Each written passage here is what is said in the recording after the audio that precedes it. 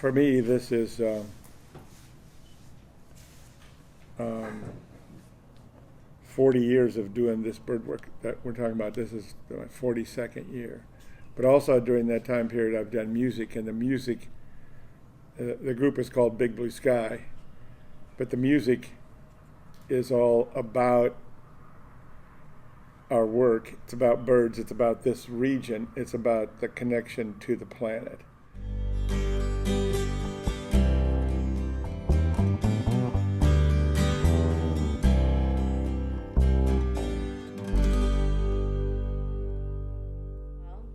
My name is Sophia Landis. And I'm John Stravers. And we work together musically. We also work together researching birds. And we first met in 2015 to perform together at the Music and Monarchs Festival in Elkader, Iowa. And since then, John, or often referred to as Hawk or Hawkman, he has taken me under his wing, if you will, and taught me the ways of bird research. At the time I was her age, I met a woman who was my age. She was late 60s, early 70s. She was known as the Bird Lady of Iowa, named Gladys Black. And I became her student, and she literally changed my life. And really, since meeting her, I've been doing this. I think a very important part of all this was a dissatisfaction with the attitude toward the planet and toward the water and toward the earth and toward taking care of it. And I was disillusioned. And when I met this woman, Gladys, she was a campaigner. She was also known as the Rachel Carson of Iowa. And that I don't know, I was searching for something to stir my soul, and the birds did it. And then I made a conscious choice once I got up here, October 12, 1976, caught a red-tailed hawk. That was it. Normal was over. It took a while to gel into my main work, but by 1982 I had switched to really doing birds, working on red-shouldered hawks, which is a rare species. It was previously listed as an endangered species in Iowa. But then also on raptor migration, and we've done work on eagles as well. John had mentioned his life changed when he met Gladys Black, who was the Bird Lady of Iowa. And I feel like my life changed when I met John, the Hawkman of Iowa. And as I said, we met first through music, but so much of his music is written about birds and wildlife and the environment and protecting it. And I did have an interest in nature to begin with, but hearing all those lyrics put to song and singing those songs myself really pushed me to have a much deeper and more active mindset in relation to the environment. One of the things that really attracted me to birds was when I realized all the different species that live right here in my backyard. For example, I was in my mid-20s before I knew that we had bright yellow, red-streaked chest warblers that live on the Mississippi River and around me. Like, how could I have lived here for a quarter century without realizing birds like that are flying around me on a regular basis? And once I started noticing all that, I became fascinated and there was no going back. The Mississippi River is a major flyway for migratory birds. Other flyways would be, of course, the coasts, the Rocky Mountains. So we get a lot of species that won't necessarily live here and stay here over the summer, but they'll fly through. So if there's right now is actually peak migration. So it's May 10th or 11th today. So May, you don't know what you might see flying through here. And that's, to me, really, really interesting. We're getting birds from Peru, Costa Rica, and they're on their way to Canada. Sophia's done some stuff on bald eagle monitoring in a project we did a couple of years ago, and then now we're concentrating on Cerulean Warblers, which is it's a very rare species and on a high priority list. Until very recently, we didn't know there were large populations in the area. And the only reason we do know that now, because they're a rarer migrant, is because John found these birds nesting in all the same locations as his red-shouldered hawks that he's been studying for decades. Once he started realizing they were sharing the same habitat, he was able to document over 100 nesting sites. In the previous Iowa Ornithologists Union information, there was only 16 suspected territories in the entire region. Well, we have a couple hundred in Yellow River State Forest and bunches all over. We have them all over our region. And so when that got documented and I started publishing, or at least writing reports on it, then the National Audubon Society and Bird Conservation International, international bird organizations, labeled this as globally significant. We're right near Effigy Mounds National Monument and then Yellow River State Forest and the Upper Mississippi Refuge, and then Pikes Peak State Park, and then there's a couple of wildlife units, Snai McGill and North Cedar and Bloody Run. So just within 20-mile radius of Marquette, we have huge tracts of land that have been saved. And so within these are these big forests, deep canyons, steep bluffs, seeps, springs, and creeks. So the habitat is absolutely ideal, and that's exactly what those factors, the big topographic diversity and a diversity of species and the big tract, that's what ceruleans are looking for. And they spend 7 months of the year in the tropical rainforest in Colombia and Peru, Bolivia, Venezuela. And they come here, they've just arrived the last few days.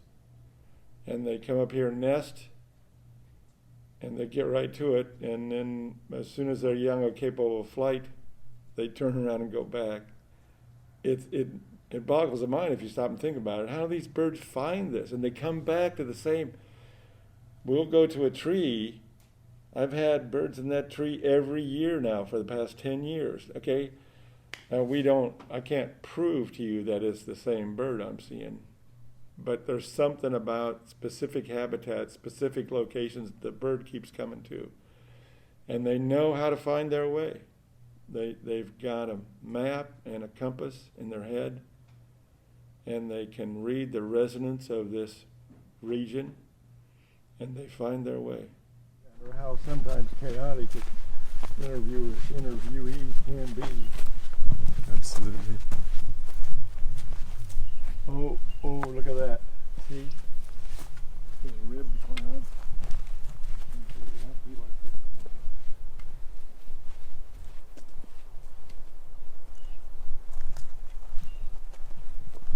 Have you been to Larkin Overlook? I've never been in this part of the park, actually.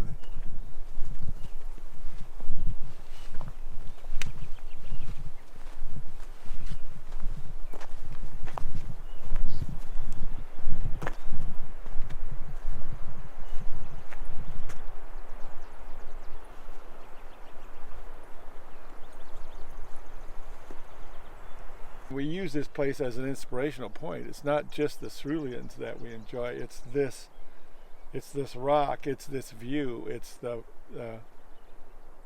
protected area. But we use this location as kind of an inspirational point. We come here at the beginning of projects and kind of contemplate what we're about to do, and it's kind of part of a bigger circle. that we're part of a network. It's just not us. We're part of a lot of different work that's going on to protect birds, both in this region and globally. So it's good to be conscious of the circles you're part of, and this place just inspires me. So we were talking about ceruleans and what pulls them in, and here the canyon is very narrow, so they love the slope, the forested slopes. But they have a diversity of forests. If you look over there, that canyon is just, they love those narrow canyons. And it's a big tract. This is 8,800 acres. And right, this one spot is a field that was formerly a cornfield. Now they're reverting it to forest. But all throughout this park, or this forest, there's variety of forested habitats that are not all perfect for ceruleans, but in these various canyons, and because of the springs and the various seeps, and because there's older trees, these big old ancient trees, this is kind of a mecca for cerulean warblers. Cerulean warblers are pretty elusive. They're small blue birds with a white underside, and you'd think they'd be easy to spot, but since they are so elusive, and especially now that the trees are leafing out, you can't just walk into the woods and look and say, oh, there they are. So the easier way to identify if they're present is to listen for their call, which sounds a little bit like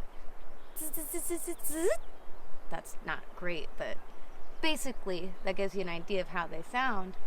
And if we can hear them, then we know they're there. But in the colder weather, like we have had this spring, unfortunately, they don't sing as much because they're trying to just maintain their energy and their body heat to stay alive. So they're singing less. So it's harder to know if they're, for a fact, present in the area. So. One of the things I do is record the birds incessantly all through the season and try to get a sense of the timing of their cadence there, the space between their trills. As I was working with red shoulders, they have a specific call, kya, kya, kya. Well, oftentimes that's just the male saying, my territory, my territory. What I learned is if I hear the female call back in a softer, more delicate language, she's closer to the nest, so she would help me find the nest, whereas the male call would lead me away more often than not. And so then over time, I'm talking over a 40-year period, I began to understand that there's keys in the language. And so I can tell when the birds are in courtship because they say it a certain way. And then when she goes on eggs, the language completely changes or almost even drops out. And then again, we were out the other day and heard a pair of red shoulders we've been searching for. And it was the first week in May, and it's like, and they're really talkative. And so it's like, okay, they've had hatch. And so, and conversely, if the nesting attempt fails, then the red shoulders are, I think, depressed, or they're quiet. They don't talk, okay? They give it up. And so a lot of the work that I do uses that language as a key. Now, with the ceruleans, I've only been at this for 12 years, so I'm still trying to learn the ins and outs of their language. So if we do hear a cerulean warbler singing, we mark that spot with a GPS point in our Garmin or other kind of system, and that way we can come back to it. We'll come back to that same spot several times over the course of the spring and listen again. If we hear them every time we're there, they're likely they're nesting, or they've chosen that spot for breeding.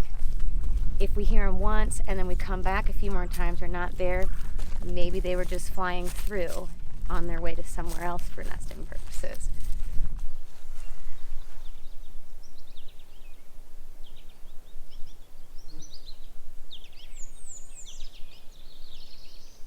There's one over there.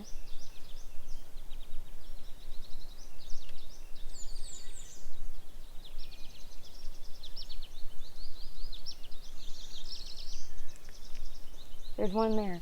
And I thought I heard one over there too. Let's go in a little ways.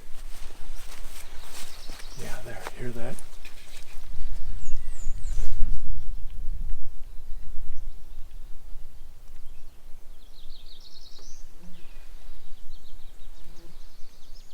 And there's one over there. Did you hear that one too?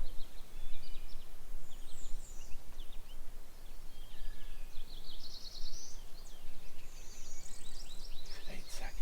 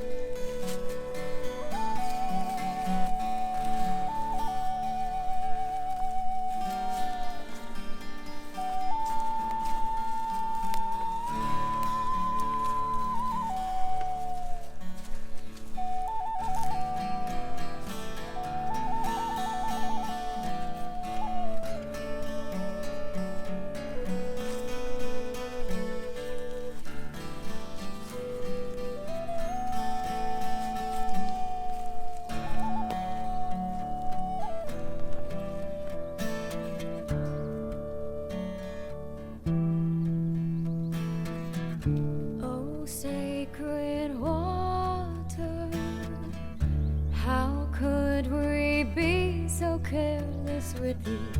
We must remember how much we all depend on you. Ooh. Sacred water. We need that water.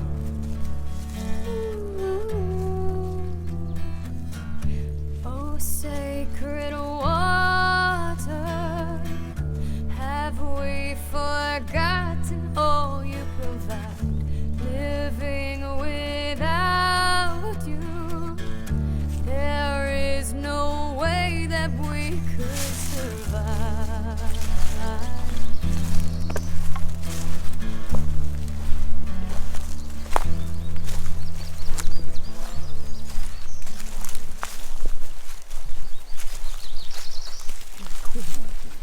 Oh, it's right here. Over here. Oh, yeah. There you go.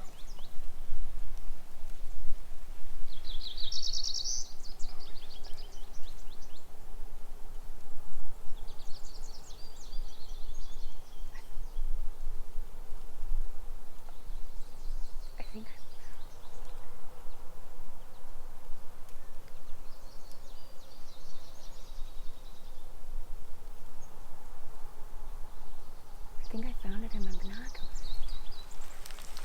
Like, is that it right there?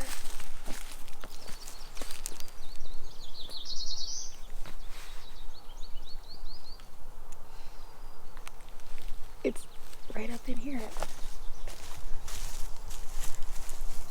It's on that branch.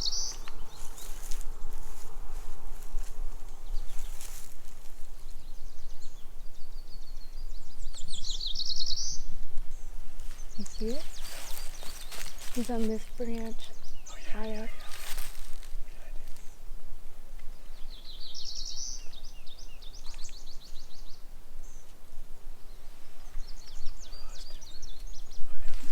You can only see the underside of this bird. But it's this bird right up here. It just looks like whitish gray because we're only seeing the bottom. But that's a Cerulean Warbler.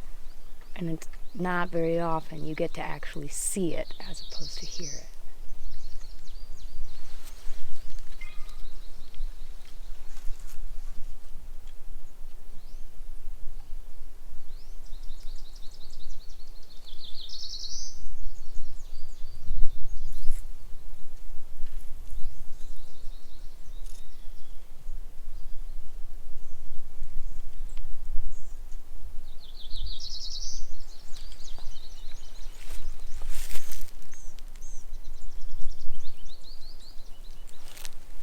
pretty exciting.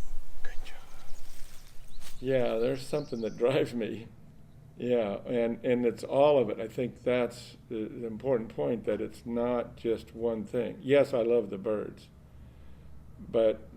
and yes, I love the region, and yes, I realize that there's a lot of education that needs to be done, and that's just part of the reason for doing it. Just that the need for better understanding of what's going on. But part of it is not. It is a little bit undefinable, because there's a bunch of stuff out there that's going on that we don't have a clue, and I kind of have a way of going to try to find it. And the only way to find it is to go and to keep going. You're not going to find out this stuff if you just approach it casually. And so I don't approach it casually. I go hard, and often. When it comes down to it, it's a sacred calling. I feel like on the inside, it is a spiritual calling that drives me. And so it's something that I must do.